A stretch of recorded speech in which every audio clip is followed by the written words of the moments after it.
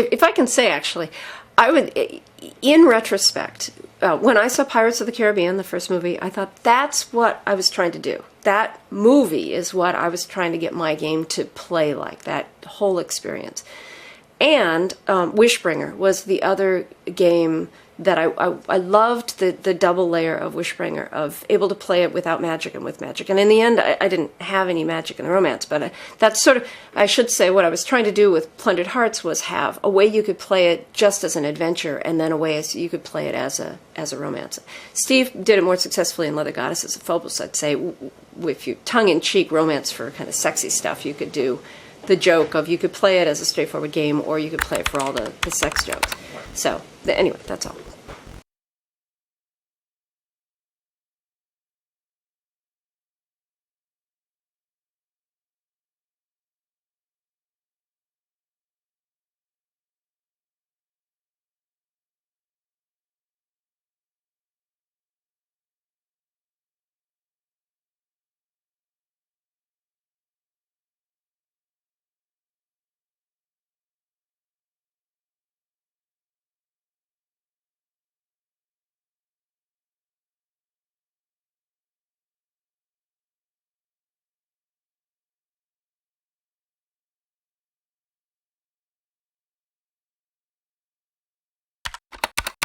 Earlier, I wanted to say when asking about Steve giving advice, he may not have needed to give advice because I had read him at the time I was working there, I read an interview with him. I think it may have been for Games Magazine that struck me at the time, and I still obviously remember it today, which is, he said there's this fine line with reality and with setting up how the games, how the rooms are described. He said if you that are on a typical desk, a stapler, a phone, a pencil cup, who knows what they're going to expect, and you don't want to waste your time as an implementer coding in every single possible thing that could possibly be on a desktop, when what you really only care about is the magic pen that's in the pencil cup. Whereas if you say you walk into a wizard's lab or a wizard's cave, who knows what's in a wizard's cave? So you can get away with a lot by setting it in this fantasy environment that people don't have predetermined expectations about what should be in that environment. And so I think that's some of what you're talking about of at the level of the tester's job was not just to find bugs, the rather dull QA of where does the computer crash. It's where does the world that you've invented break down, and what is a reasonable approximation of things that are on the desk, let's say, that people will look for without having to burden the code with everything possible. And you could argue that in Plundered Hearts, I didn't broaden it enough. I didn't get enough of those because people were complaining you can't karate chop or things. Certainly, I know I'm still embarrassed to this day in the final released version. There's a bug that happens in the first couple moves when you do something very logical. And I can't remember what it is right now, but it's a true bug. You get garbage if you type out something like take the box. There's a box under the bed that slides out, and if you take the box rather than grab the box, or something that's a logical thing to do, you get garbage from it. So that was a case where the testers had missed, or I missed in my own, I should take responsibility, a very obvious thing to have done at the beginning.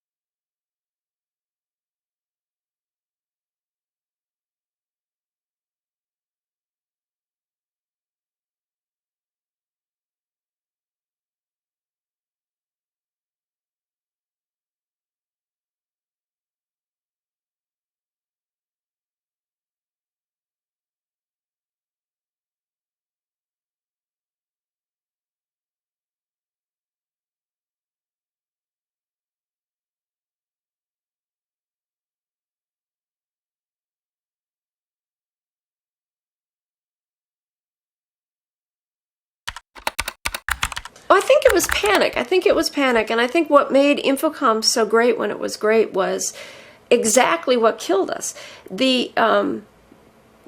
as I understand it.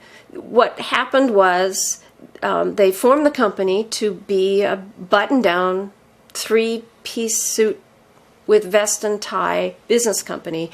But look, we've got these games, we'll make money off the games, and then we'll use that for the real stuff. And they ignored the games, which is exactly what you need for creative foment, for good stuff to happen. They ignored the games, they threw a little bit of money at us, not near as much as they should have done if we wanted to stay alive in the games world, because that wasn't the point. And then they funneled off all that money and put it into the grown-up stuff. And that allowed the games people to do what they did best. They just sort of, they were ignored and pleasantly neglected, which allowed this group of really brilliant people, excluding myself from that, just come together and create really wonderful things and a great environment. I mean, it was just a really wonderful environment. And then when Cornerstone died and the end started happening, suddenly there was this need to make themselves totally understandably human nature. Oh my gosh, we have to now survive on what we were doing before and make all of our hopes and dreams about the grown-up business side, now we've got to apply to the game side. And applying a micromanagement finger to that side, which is exactly what killed it. So, I mean, it's kind of through the neglect that it was allowed to become great, and then through trying to capitalize on that greatness that it killed it, I think. Killed the quality. I don't know that the games are bad. I would just, the late games, I would just say that they're trying too hard. It's too much. Not let Lebling go off and come up with another great game on his own, because he's done it before. Trust us, he'll do this again. We have to make sure that it's going to be a win before he gets out of the gate, which you just can't do.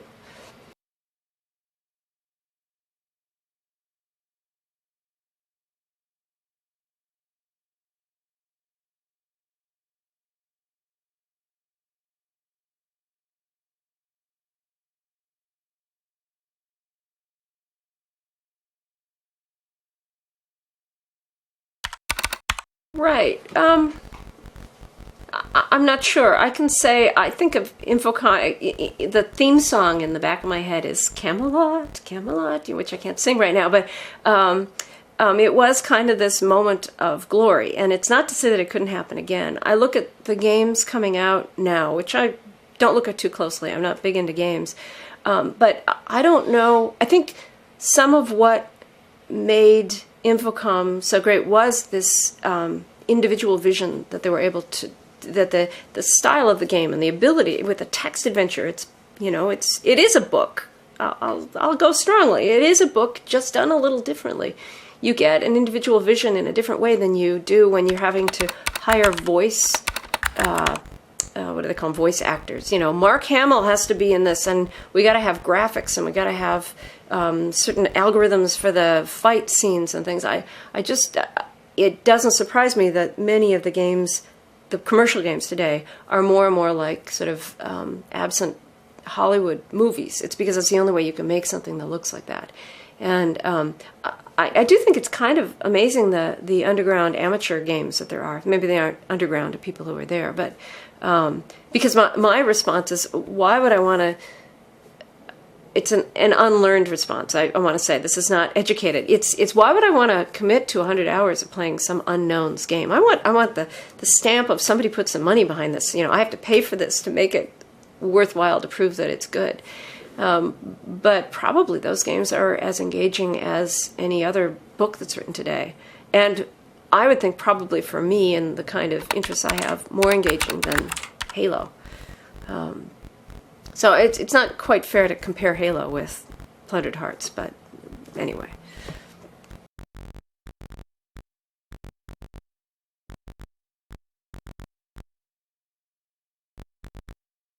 Well, not immediately. The initial response was disappointment.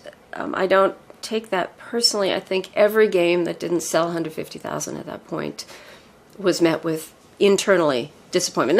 Not in the imps, but marketing and management were like, oh darn, we didn't get it that time. Go make us a hit. Come on, do it next time.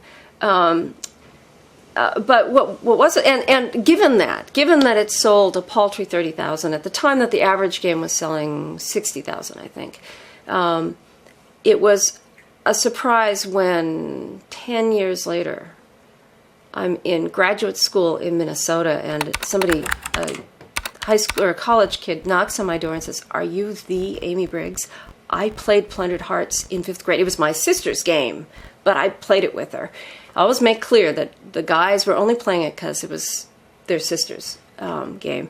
And that was a great experience for me. I just want to thank you. That was a surprise to have this undercoming, and not so much. I mean, I kind of expect something from being part of Infocom, but to have apparently there are people who really think my game is really good, and that and it I wouldn't say it changed their lives, but it made a difference in their lives, and they remembered it not as, oh, it's the failed game of that year, which is sort of how I felt about it at the time, of a failed experiment. So that was kind of a surprise.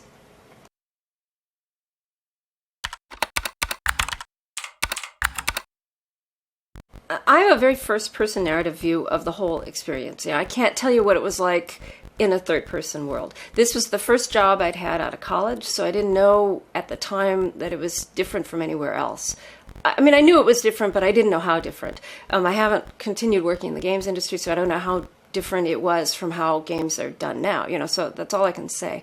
From my experience, I was part of the testers, and we were part of the imps, and I don't know what it was like to be in marketing, really, in a different part of the same company. I can't really talk to that experience. So, yes, a call would go out. We're going to get an imp. But I don't know if that was really only, 4 of us knew that the call had gone out, or if the whole company knew. That's sort of my thing about not being omniscient. I don't really know what was happening for the other people. And I have learned later that apparently there was this sense of we were the very cliquish in group. The imps, the cliquish of the cliques, and the testers were on the outer margins of that, and moving out in groups. But it didn't feel that way so much to us. So, for my experience, we had gone through the layoffs, the Cornerstone disaster, the purchase of Infocom by Activision, and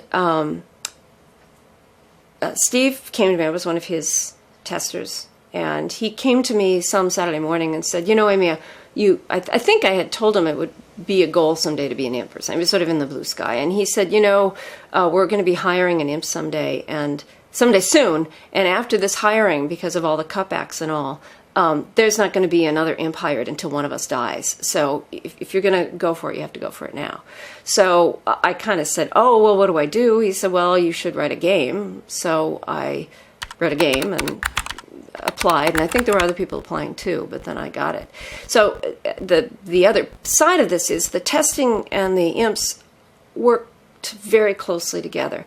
So, I mean, it was a perfect springboard to become an imp, because you knew the games and you were able to see how they were being created. It wasn't, I suppose when you get a game completely done, it's hard to imagine all of the steps that went into creating it. But when you're a tester and you've been there from the alpha testing, very early stuff where nothing works and there's not a full story there and there's not a full experience, you have a much better sense, while still being outside of it, of what it's like to create it. So it's a logical next step to try to do it yourself. And Steve helped me. He was the one who said, here's how to do the interpreter. Here's how to, I'm blanking on the words, compile your game, just the steps to the computer side. I had some programming experience, so that wasn't completely out of my experience, but I didn't know how to do it for Zill. So he was able to show me, he did not lead me by the hand, but he did sort of lay out what was needed in front of me.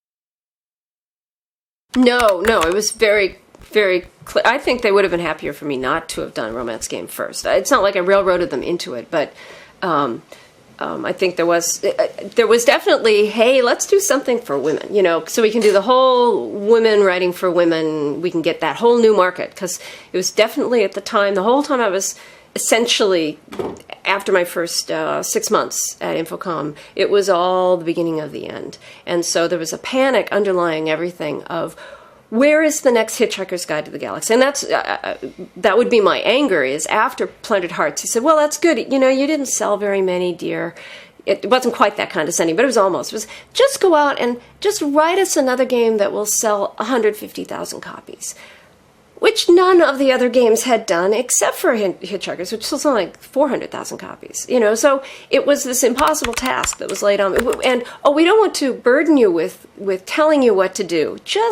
You just write us a hit. And it was very frustrating for me, because I had perhaps bitten off more than I could chew with my first game in trying a different genre and a different play, a type of play, for an entirely new market that then, again, this is something I don't know a lot about, because I was kind of the innocent newbie throughout the whole experience. But from what I was told at the time, sales didn't know what to do with, Activision sales didn't know what to do with the Infocom games. They're sold to a slightly different market, a different kind of player. It's a very different kind of play at the time. Sitting down for 150 hours with the game was not the same as Pong, So it was, I could blame the lack of sales on things far beyond my ability to control. But it also probably was being marketed to the wrong group, and the people who would be interested weren't interested in playing computer games. So marketing was not unaware of that, to bring it back to the question, which is, no, they did not say, here, sit down, you have to write a game, a romance. So I think they played on that after the fact to have something to talk about, about the game. But I don't even remember what else I had in mind for the first game. I had, in high school, thought I would write romance novels when I was going to be a grown-up. So writing a romance seemed to be a logical thing to do, and something different. But no, it did not come from outside.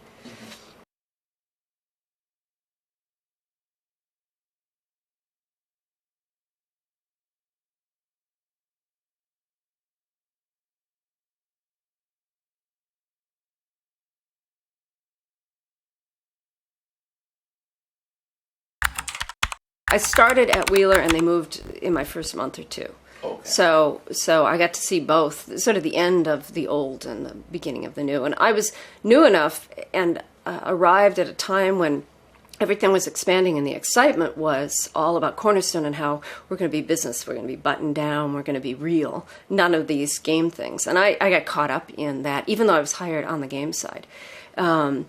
And so I was all for the move and the cool new building with the glass and the atriums, and it was, I suppose it was an interesting, not a loss of innocence so much, but to see, if I look back at myself, of learning what the mistakes were being made, even as that happened, I was able to sort of experience them myself with getting caught up in the excitement of the new idea, and then seeing how that was really a bad idea for Infocom. And then, of course, I ended up as an imp, so I moved much further into the other side of things. So.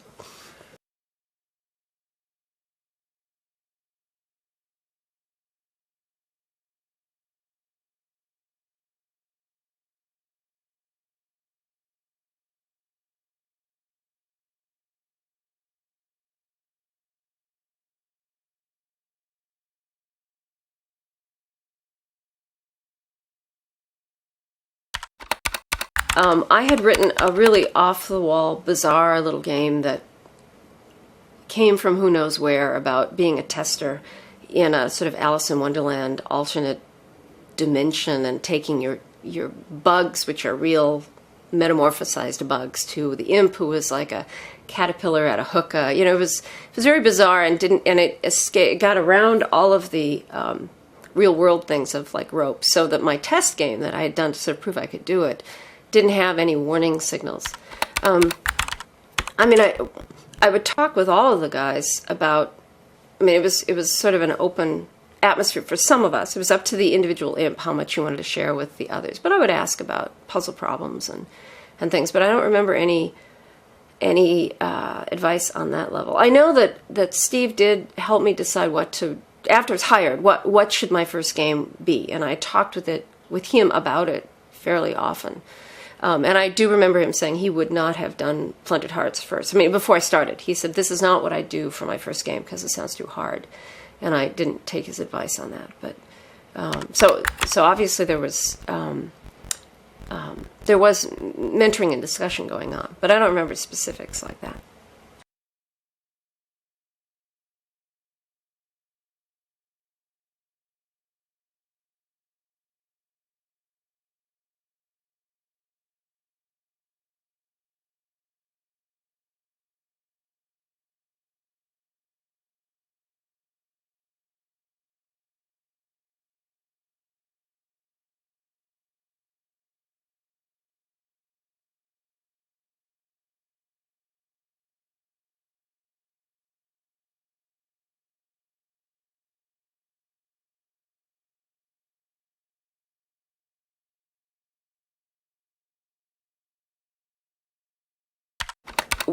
You would say hi, you'd sit down, I would work. On a good day, I would forget the time had passed, and I kind of come into myself 6 hours later realizing I'd forgotten to have lunch.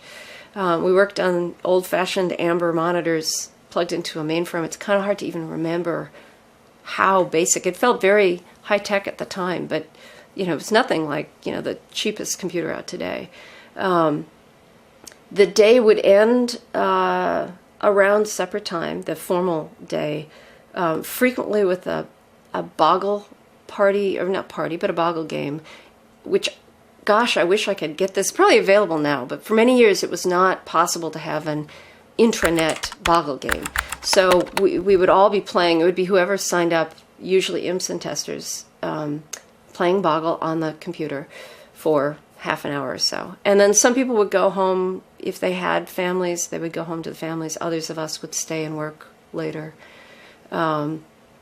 Steve, by the way, was by far the best boggle player, and I always thought that I was a poor player because Steve would beat the pants off me and everybody else, partly just because he's the fastest typist I've ever known. So you could think of the word and it would already be typed out for him.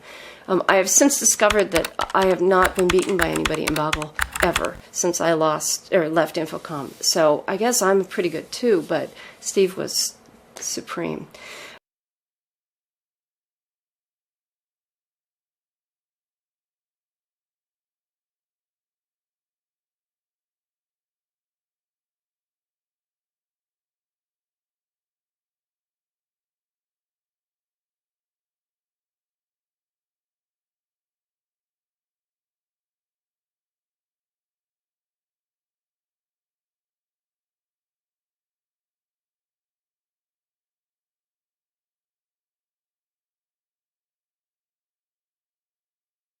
Though there are a lot of deaths in Plundered Hearts, and that was strictly because I was trying to keep it easy on the idea that it was supposed to be this new market of people who hadn't played, and I didn't have a good way of making the puzzles easier, better hints or something. So I just have you die before, and it was to make it easy. You just die so that I didn't have to get a puzzle to get out of whatever it was. And also I didn't have the space because I was so cramped for space. It was easier to die than to have a landing room that, if you step off the cliff or something. Apropos, very specific point about Plundered Hearts.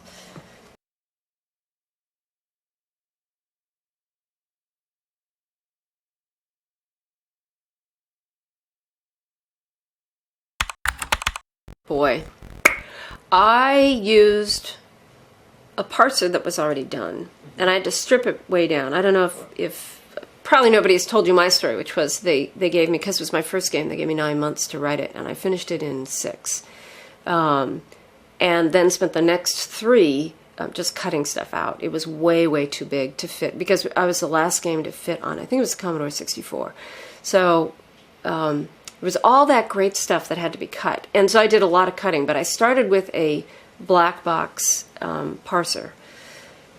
And I don't think I started with any other game. I mean, I could be, because it was a different, it was just coming at things differently. If I did, it would have been Prism, because it was, in my mind, it was the most like A Mind Forever Voyaging, sorry, which we called Prism in development. But I'm pretty sure I didn't, because that was so huge that I would have spent my first 6 months just cutting stuff out of that to make it small enough to build on.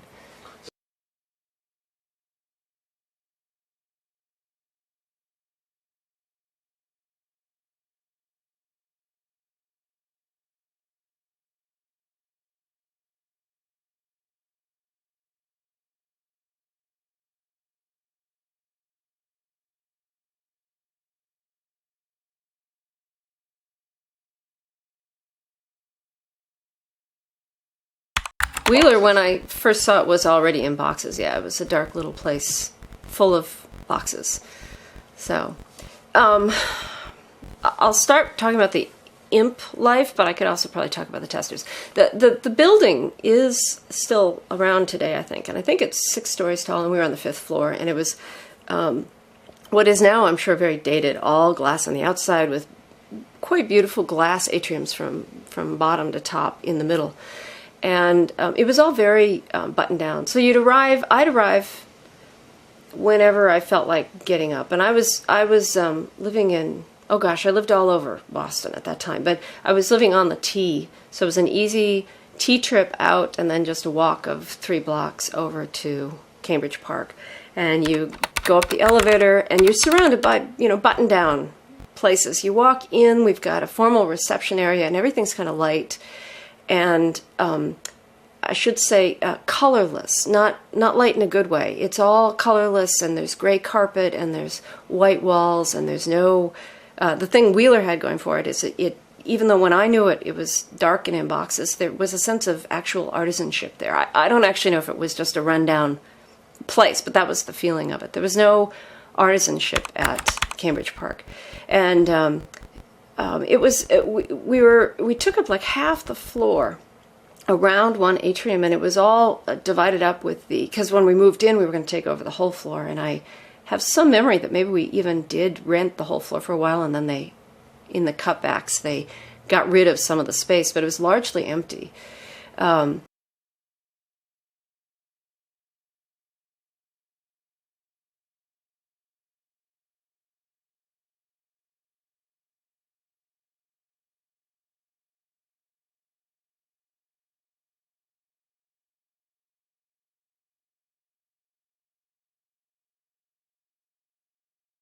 That was, I will take the credit and the blame. I think that was all my idea. I mean, I think they were fine with me going forward with it. And it wasn't that there hadn't been women writing text adventures before.